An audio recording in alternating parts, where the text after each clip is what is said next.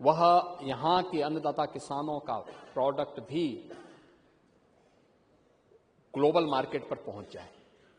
उसके लिए हम लोगों ने पहले चरण में 100 करोड़ रुपए का प्रावधान बजट में किया है और इसके साथ ही पिछली बार हम लोगों ने कहा था कि 40 लाख ट्यूबवेल यूपी के अंदर हैं। तो आपके समय में तो जब बिजली नहीं आती थी तो ट्यूबवेल चलने का नाम ही कोई नहीं लेता था, भगवान भरोसे सब था। न रहेगा बांस न बजेगी बांसुरी। आप न बिजली देते थे न ट्यूबवेल चलता था, तो बेचारा आज किसी को खेती करनी होती थी तो वह जैसे तैसे कर लेता था।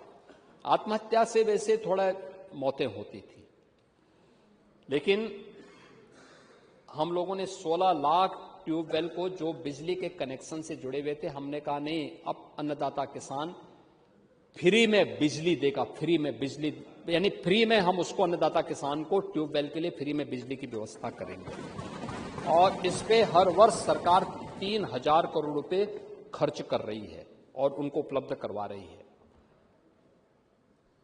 सिंचाई की क्षमता को बढ़ाया गया, विस्तार किया गया। आप देखो ना, सरयू नहर राष्ट्रीय परियोजना कब से लंबित पड़ी हुई थी। शिवपाल जी इसीलिए भाग गए, उनको मालूम था ये नाम आएगा। सिंचाई मंत्री के रूप में उन्होंने क्या काम किया, वो कह रहे हैं ना, कल वो टिप्पणी कर रहे थे स्वतंत्र देव जी पे, लेकिन हमें कहते हैं बाणसागर की परियोजना हो, अर्जुन सहायक की हो या सरयू नहर राष्ट्रीय परियोजना हो, मध्य गंगा की हो, आज सरकार उस पर कार्य कर चुकी है या कार्य कर रही है। हमने लाखों हेक्टेयर लैंड को सिंचाई की सुविधा भी दी है, लेकिन जो ऐसे ट्यूबवेल हैं जहां किसान आज भी डीजल से अपना पंपिंग सेट चला करके सिंचाई करता है, उन ट्यूबवेल को हम सोलर पैनल देने की व्यवस्था करने जा रहे हैं और उस दिशा में हम लोगों ने 2000 करोड़ रुपए की व्यवस्था भी इसमें की है। और अब किसान को हम लोगों ने टेक्नोलॉजी के साथ जोड़ने की कार्रवाई भी की है। और मैं तो कृषि मंत्री से कहूंगा, एक बार आपको लेके जाए ना, खेती की बात खेत पर। और मैं वही कह रहा हूं ना, खेती की बात खेत में और कैसे होती है। नहीं, वो भी कृषि मंत्री भी किसान होंगे, उनकी सेहत नहीं बताती है, सेहत तो नहीं बताती कि खेती करते होंगे कि सेहत बताती नहीं है। आप लगते हैं किसान, लेकिन आप खेती नहीं करते होंगे इस उम्र में। तो हम लोगों ने ये व्यवस्था हम लोग यहां पे करने जा रहे हैं। अन्नदाता किसान को हमें समर्पित कर रहे हैं कि अन्नदाता किसान इन चीजों को उनको हम लोग करेंगे। बेसिक शिक्षा के लिए जो इंफ्रास्ट्रक्चर की आप बात कर रहे थे, आपने इसमें बहुत सारी चीजें कही थी, हमने बहुत सारी चीजें इसमें नोट की है। उसमें ड्रॉप आउट रेट के बारे में मैंने आपको पहले ही बता दिया है कि किस प्रकार की स्थिति थी। कंपोजिट विद्यालय के बारे में मैंने आपको बताया है। लेकिन कुछ चीजें जो इसमें देखी गई, बेसिक इंफ्रास्ट्रक्चर की पहले की तुलना में गुणवत्ता अच्छी हुई है, आप भी इस बात को महसूस करते होंगे। उन्हें डिजिटल सशक्तिकरण करने की दिशा में सरकार ने स्मार्ट क्लासेस दी, डिजिटल लाइब्रेरी वहां स्थापित की है, ये सभी चीजें वहां पर की हैं। और ऑपरेशन कायाकल्प में मिशन निपुण और डिजिटल एजुकेशन को भी सरकार ने बहुत महत्वपूर्ण कदम वहां पर उठाए हैं। बाकी चीजें जो मैंने आपको बताया है कि सीएम कंपोजिट विद्यालय के लिए भी हम लोगों ने धनराशि की व्यवस्था की है। हाँ, आपने जब याद दिलाया है तो ये चीजें मैं कल देख रहा था कि कल मेरे पास कुछ माननीय विधायकगण आए थे, उन्होंने कहा कि साहब जो है कस्तूरबा गांधी विद्यालय हमारे यहां भी मिल जाता तो। और मैं आज बड़ी घोषणा करने जा रहा हूं, जिन विकास खंडों में कस्तूरबा विद्यालय नहीं है, उन विद्यालयों के लिए भी कस्तूरबा गांधी विकास आवासीय विद्यालय स्थापित करने के लिए 580 करोड़ रुपए की व्यवस्था हम लोगों ने इस बजट में की है। ये गरीब बालिकाओं के लिए है, पिछड़ी जाति के वे बच्चियां जो स्कूल नहीं जा पाती थी, पिछड़ी जाति के बच्चियों के लिए, उनको हम ये व्यवस्था करने जा रहे हैं। इसके अलावा स्कूल सुरक्षा ऑडिट के पश्चात अनुरक्षण कार्य के लिए भी 300 करोड़ की व्यवस्था की गई है।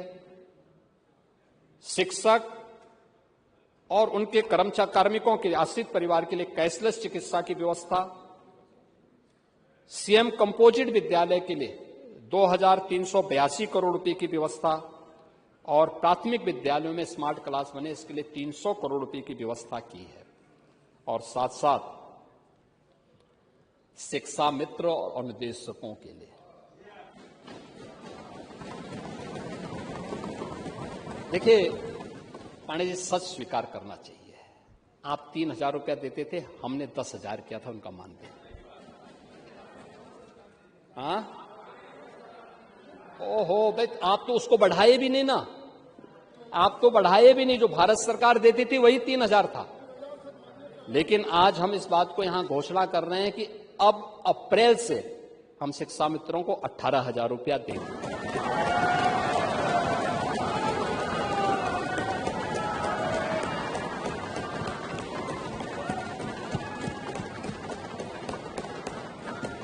अनुदेशक 17,000 रुपये पाएगा और उसको तत्काल हम लोग एक भुगतान करने की व्यवस्था करने जा रहे हैं।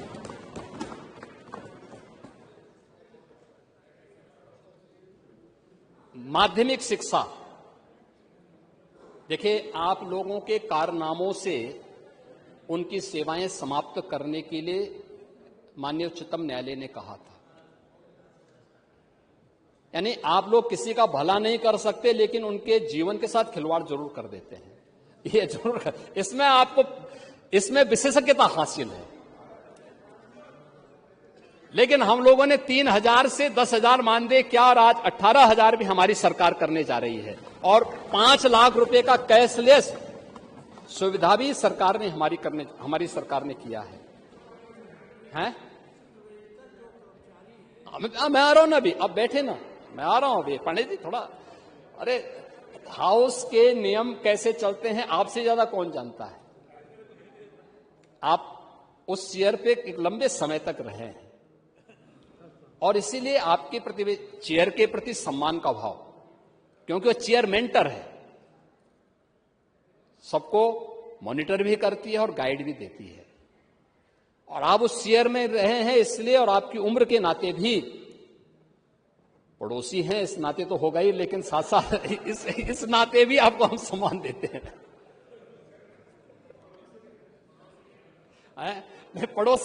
पड़ोसी के नाते इसलिए, लेकिन उम्र भी है ना, दूसरा सहजता है, सरलता है, अनावश्यक वो नहीं करते हैं। और ठीक है, संगत का थोड़ा बहुत प्रभाव पड़ेगा है, नहीं, ओ नहीं, देखो ऐसा नहीं भाई, देखो सम्मान होना चाहिए।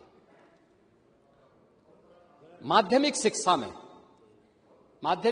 में मैंने पहले भी कहा, देखो हम लोगों के मन में इच्छा होती है कि जिन स्कूलों में हम पढ़े थे वहां का इंफ्रास्ट्रक्चर क्या है, कैसे होगा, कैसे होना चाहिए। और मैं तो आप सभी माननीय सदस्यों से भी कहूंगा, कुछ करिए जरूर उन स्कूलों के लिए जिन स्कूलों में पढ़े हैं। सरकार पैसा दे रही है और आपको तो केवल अपनी निधि से पैसा देना है। केवल कुछ पैसा आप दे देंगे, बाकी 75% पैसा अगर गवर्नमेंट है तब तो फ्री, कुछ नहीं आपको देना, केवल पहल कर देनी है। लेकिन अगर गवर्नमेंट एडेड है तो वहां पर हम लोगों को व्यवस्था देनी चाहिए कि 25% पैसा हम कहीं से इकट्ठा करवा करके CSR से दें, अपनी निधि से दें, पैसे दें, और बाकी 75% पैसा सरकार दे रही है।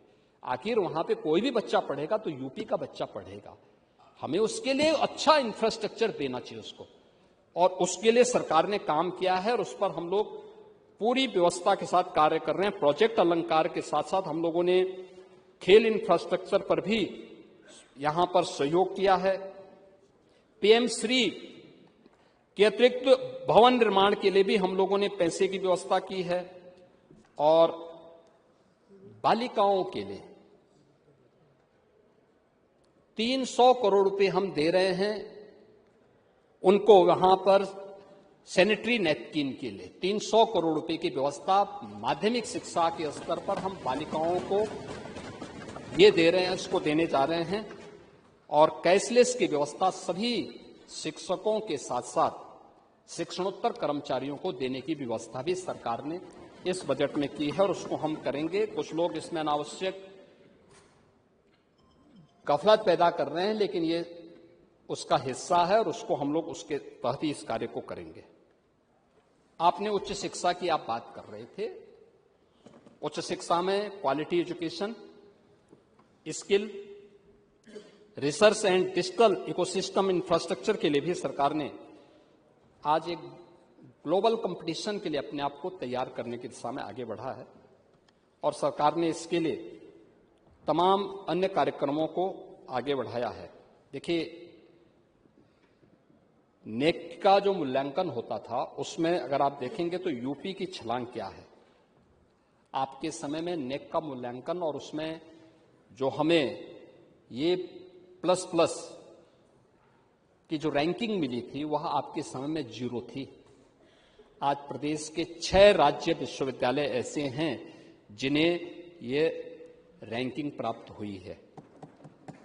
नेक एक्रीडेटेड संस्थान में जो पहले 95 से कम थे, आज उनकी संख्या 158 हुई है और नेशनल इंस्टीट्यूशनल रैंकिंग फ्रेमवर्क में NIRF में